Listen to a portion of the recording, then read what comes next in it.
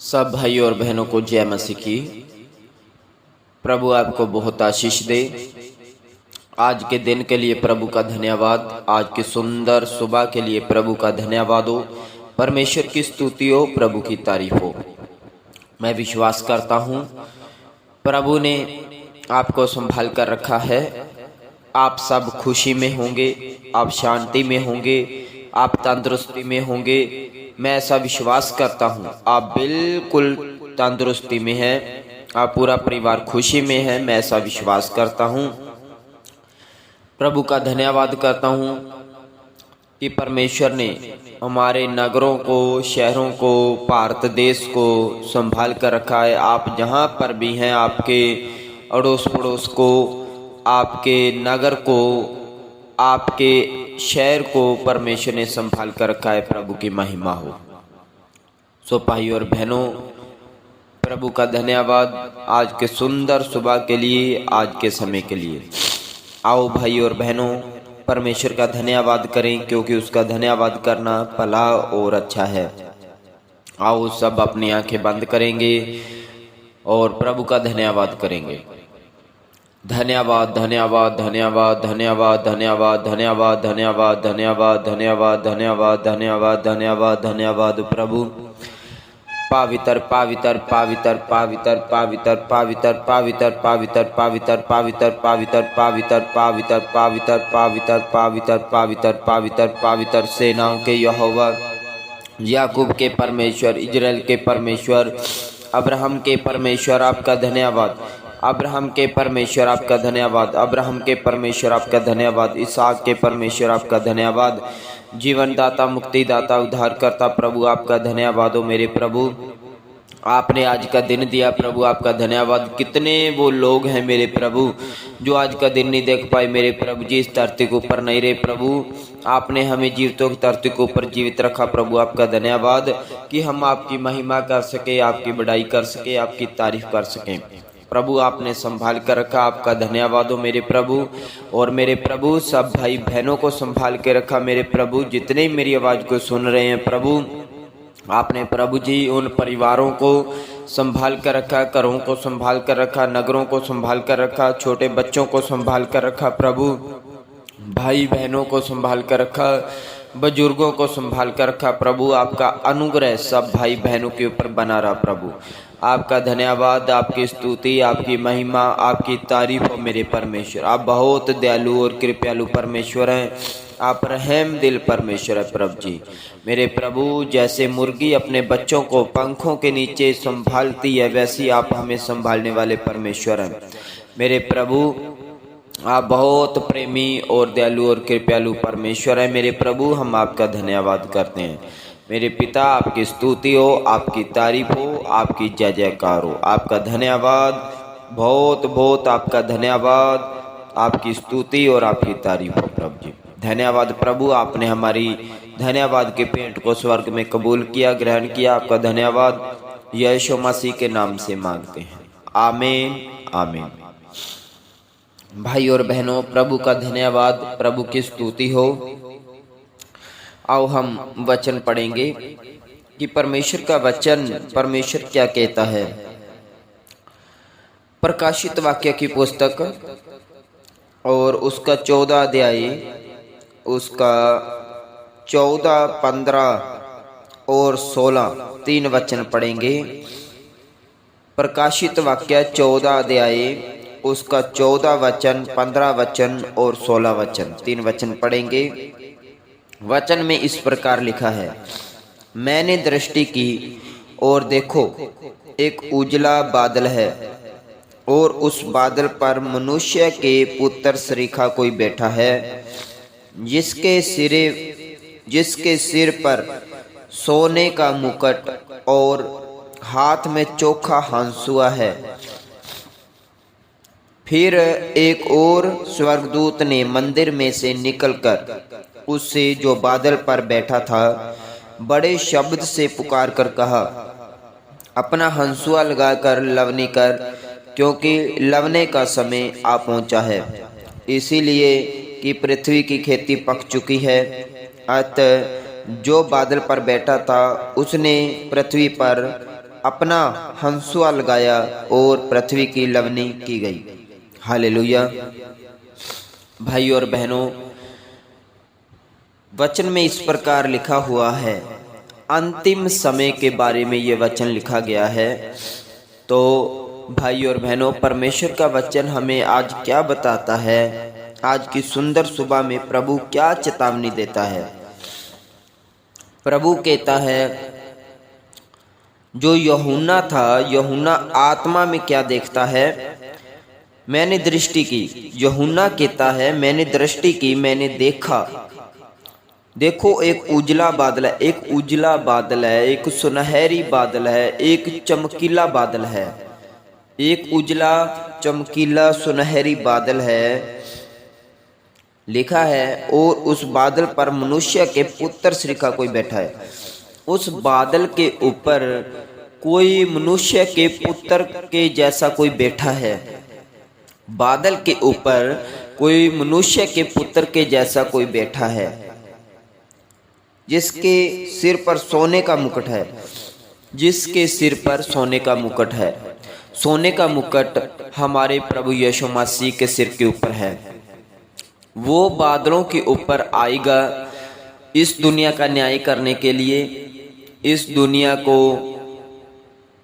जो अंतिम समय होगा, इस दुनिया का न्याय करने के लिए प्रभु बादलों के ऊपर आएगा। और जो भाई बहन बच्चे तैयार हैं, प्रभु यीशु मसीह उनको लेने के लिए आएगा।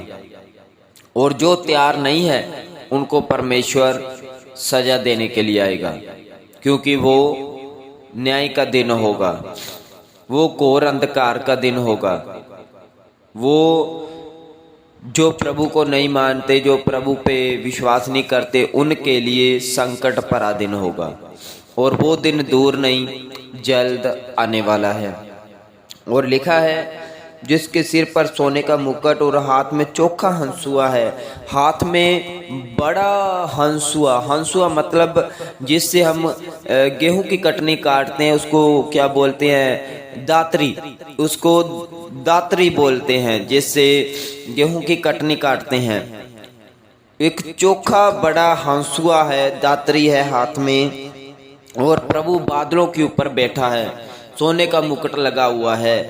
तो वचन में लिखा है, फिर एक और स्वर्गदूत ने मंदिर में से निकलकर उससे, जो बादल पर बैठा था, बड़े शब्द से पुकार कर कहा।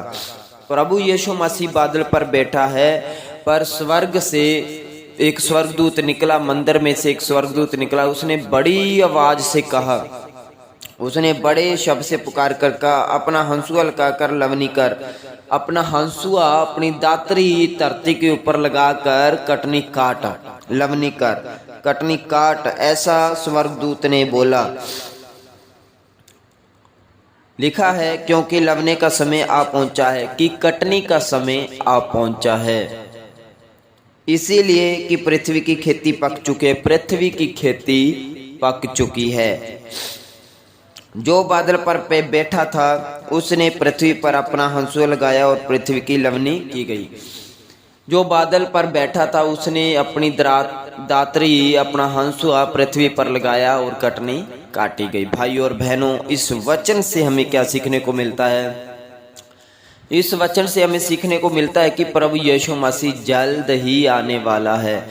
जिस तरह हम गेहूं की कटनी काटते हैं, उसी तरह प्रभु यीशु मसीह भी इस पृथ्वी की लवनी करेगा, इस पृथ्वी की कटनी को काटेगा, क्योंकि फसल पक चुकी है। फसल पक चुकी है।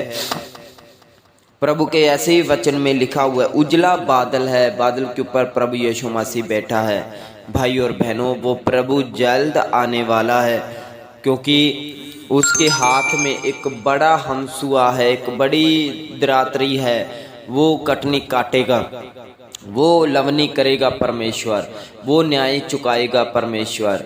क्योंकि जो तैयार होंगे वो प्रभु के साथ चले जाएंगे, और जो तैयार नहीं होंगे उनके लिए दुख भरा, क्लेश भरा समय होगा। क्योंकि प्रभु बादलों के ऊपर बैठा है। सिर्फ उसको एक आवाज, अभी तक पिता ने हुक्म नहीं दिया, पिता ने हुक्म नहीं दिया कि जाओ। जिस दिन पिता ने हुक्म दे दिया, उसी दिन प्रभु यीशु मसीह इस धरती के ऊपर आ जाएगा, बादलों के ऊपर प्रभु यीशु मसीह आ जाएगा। और प्रभु ने पूरी तैयारी कर रखी है कि अपने दूतों के साथ, गर्जन के साथ और महा बड़े शब्द के साथ वो आने वाला है। प्रभु ने फुल तैयारी करके रखी है। पर प्रभु परमेश्वर जब आवाज देगा तब प्रभु यीशु मसीह आएगा। बादलों के ऊपर प्रभु यीशु मसीह बैठा है और फुल तैयारी करके, और प्रभु के हाथ में क्या है? हंसुआ है, दातरी है और कटनी काटने के लिए। तो भाई और बहनों, हमें तैयार होना है कि प्रभु यीशु मसीह कभी भी आ सकता है। प्रभु यीशु मसीह कभी भी आ सकता है। हम दुनिया में देखते हैं तो प्रभु ने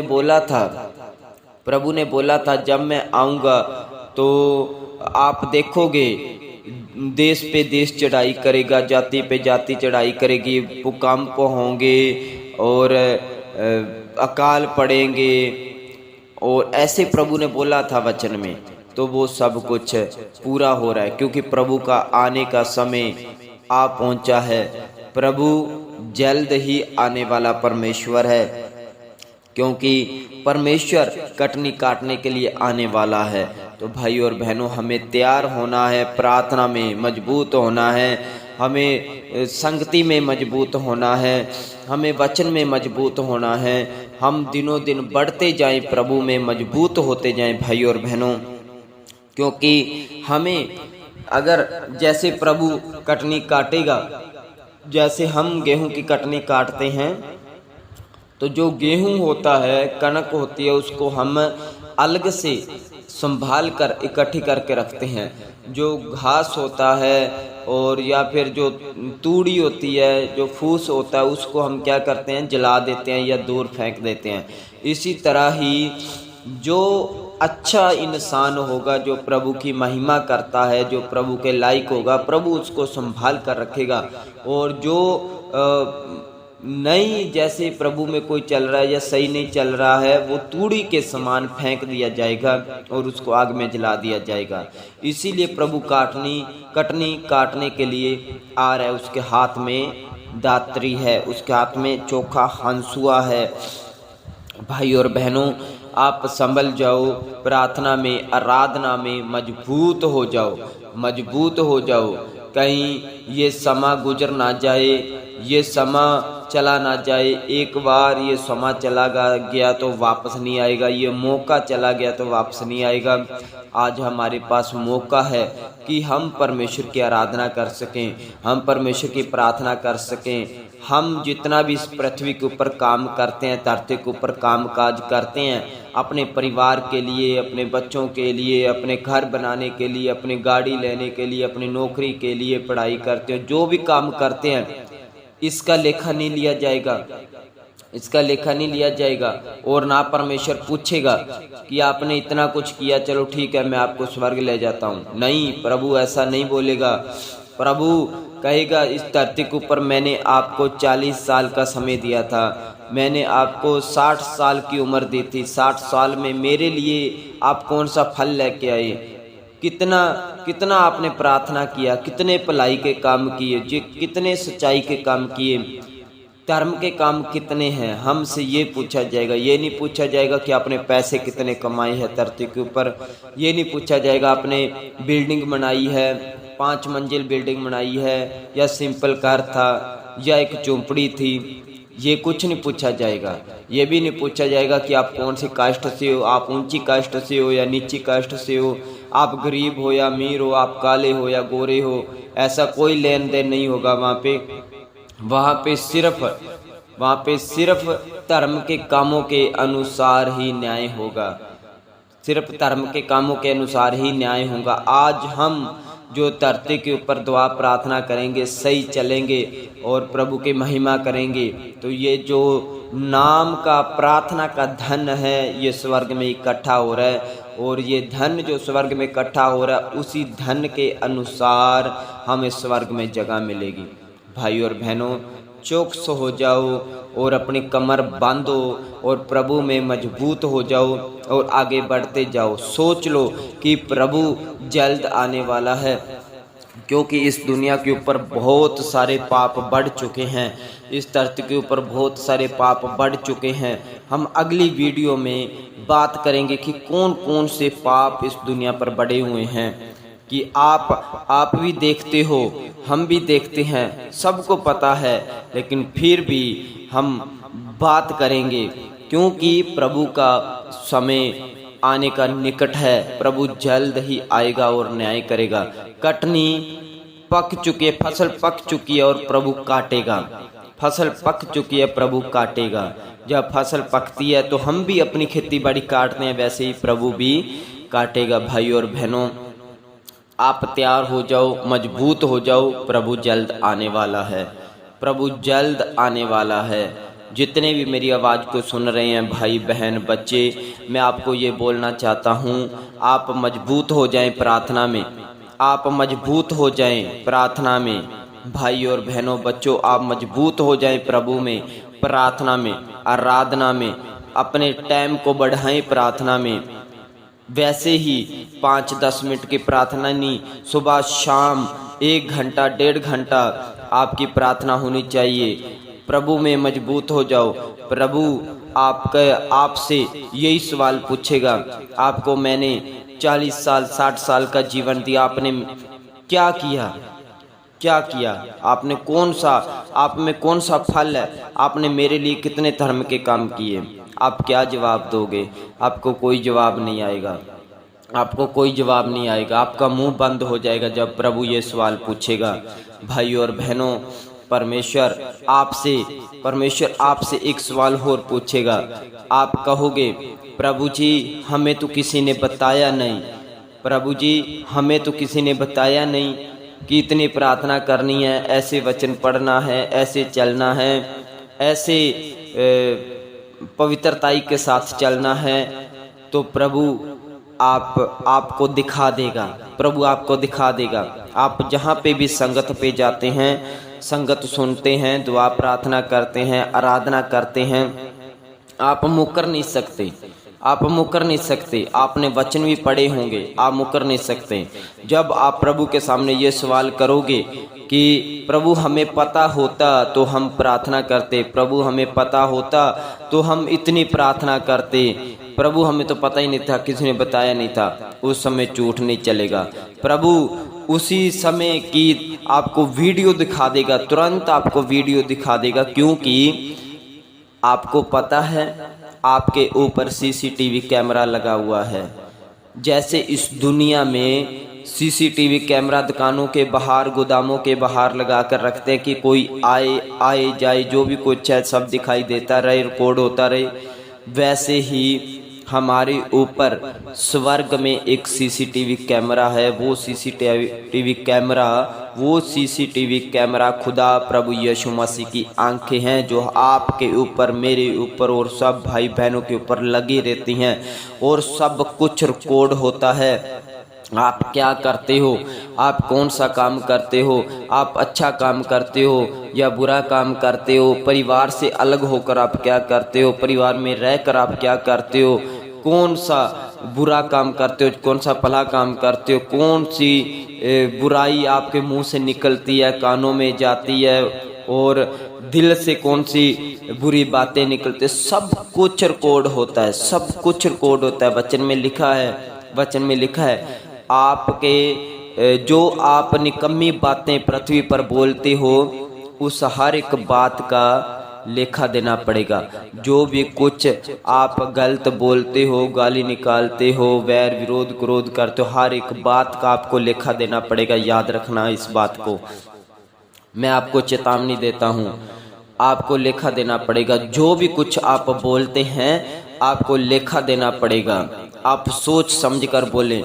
आपकी जुबान प्रभु ने आशीषित की है। आप अगर मसीह हैं, आप प्रभु को मानते हैं, विश्वास करते हैं, तो आपकी जो जुबान है परमेश्वर ने ब्लेस की हुई है। आप इस ब्लेस की हुई जुबान में से जो भी कुछ बोलोगे उसका आपको न्याय चुकाना पड़ेगा। आप गलत बोलोगे तो आपको न्याय चुकाना पड़ेगा। अगर आप सही बोलोगे तो परमेश्वर आपको आशीष देगा। भाई और बहनों, रिकॉर्डिंग शुरू है। आप जो भी कुछ इस धरती पर करो, एक दिन जब हम इस धरती के ऊपर इस शरीर को छोड़कर खुदा के पास जाएंगे तो हमारा लेखा जोखा वहाँ पे होगा। ये याद रखना। करो ऐश, मौज मस्ती करो। घर परिवार नहीं देख रहा, कोई बात नहीं। माता पिता नहीं देख रहे, कोई बात नहीं। भाई बहन नहीं देख रहे, कोई बात नहीं। पत्नी नहीं देख रही, पति नहीं देख रहा, कोई बात नहीं। करो ऐशो आराम, मौज मस्ती करो दुनिया में, लेकिन इतना याद रखो सब कुछ रिकॉर्ड हो रहा है। प्रभु आपको एक एक वीडियो दिखा देगा कि यहाँ पे तूने ये किया, यहाँ पे तूने ये किया।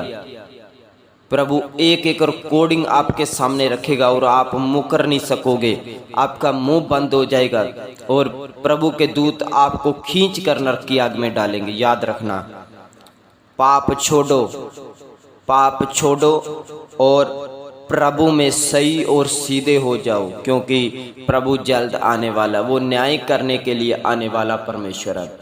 वो न्याय करने के लिए जल्द आने वाला परमेश्वर है। वो बादलों के ऊपर बैठा है, उसके हाथ में चोखा हंसुआ है। बस जब उसको हुक्म मिलेगा कि जाओ कटनी काटो, और उसी समय प्रभु आएगा और इस पृथ्वी की कटनी को काटेगा और न्याय किया जाएगा। भाई और बहनों, चौकस हो जाओ, मजबूत हो जाओ, सत्य से अपनी कमर को कस लो, सत्य से अपनी कमर को कस लो। धार्मिकता की चिलम को पहन लो अपने ऊपर कि आपके धर्म के काम बन जाएं, आपके सारे काम धर्म बन जाएं, और सत्य से अपनी कमर कस लो और स्थिर हो जाओ प्रभु में, मजबूत हो जाओ। प्रभु आपको बहुत आशीष देगा, ब्लेस करेगा। प्रभु का धन्यवाद। मैं विश्वास करता हूँ आज की वचन के द्वारा प्रभु आपके जीवन को, मन को, दिल को, आपके हृदय को और आपके जीवन को बदलेगा प्रभु का वचन। मैं ऐसा विश्वास करता हूँ आज के वचन के मुताबिक प्रभु आपको 30 नहीं 60 नहीं 100% आशीष दे और आपका परिवार बदले, जीवन बदले, बच्चे बदले, बुजुर्ग बदले, भाई बहन बदल जाए इस वचन के मुताबिक। मेरे खुदावंद इस वचन के द्वारा आपका घराना उद्धार पाए प्रभु के नाम से। हालेलुया। आओ भाई और बहनों प्रार्थना करेंगे। धन्यवाद हो मेरे परमेश्वर, पवित्र पवित्र पवित्र पवित्र पवित्र परमेश्वर मेरे प्रभु जी, हम दुआ करते हैं मेरे प्रभु, जितने भाई और बहनों ने, बच्चों ने आज का वचन सुना है मेरे प्रभु, आज सुंदर सुबह के समय में वचन सुना है मेरे प्रभु जी, उनको बहुतायत भरी आशीष दो मेरे परमेश्वर प्रभु जी। ये वचन उनकी जिंदगियों में, जीवनों में काम करने पाए प्रभु जी। हालात बदल जाए मेरे प्रभु यीशु आपके नाम से, जीवन बदल जाए यीशु आपके नाम से, पाप बुराई का जीवन खत्म होने पाए यीशु आपके नाम से। मेरे प्रभु आप ब्लेस करें, आप कृपा करें, आप दया करें मेरे परमेश्वर प्रभु जी। मेरे पिता, प्रार्थना करता हूँ मेरे परमेश्वर प्रभु जी, जितने भी भाई बहन मेरे परमेश्वर दुख में है, परेशानी में है, बीमारी में है प्रभु, दुआ करता हूँ यीशु के नाम से सारे दुख, सारी परेशानी, सारी दुष्ट अंधकार वैरी काल की शक्तियाँ दूर होने पाए अभी इसी वक्त। यीशु के नाम से ही सारे दुख चले जाएं, यीशु के नाम से ही सारे दुख चले जाएं, यीशु के नाम से ही सारे दुख चले जाएं। प्रभु के नाम से ही पेट के रोग, सिर के रोग, आंतड़ियों के रोग, गुर्दों के रोग ही निकल जाएं यीशु के नाम से। कानों के रोग चले जाएं, आंखों के रोग चले जाएं यीशु के नाम से। मेरे प्रभु सारी अंधकार की शक्तियां यीशु के नाम से ही उखड़ जाएं। प्रभु आपकी सामर्थ, आपका अभिषेक हर एक भाई बहन बच्चे को ब्लेस करे।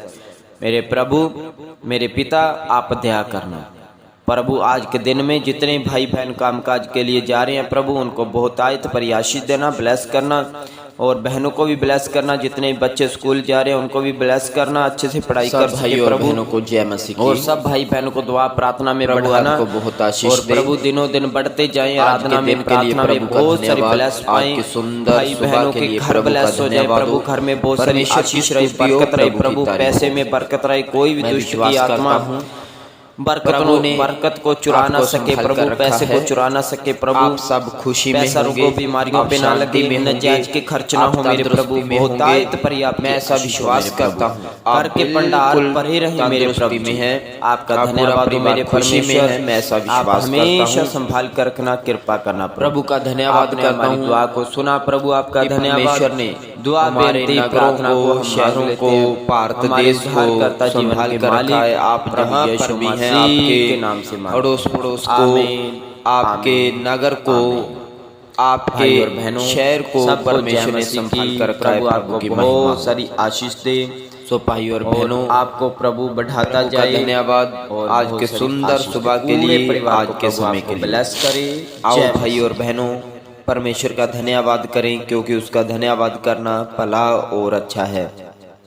आओ सब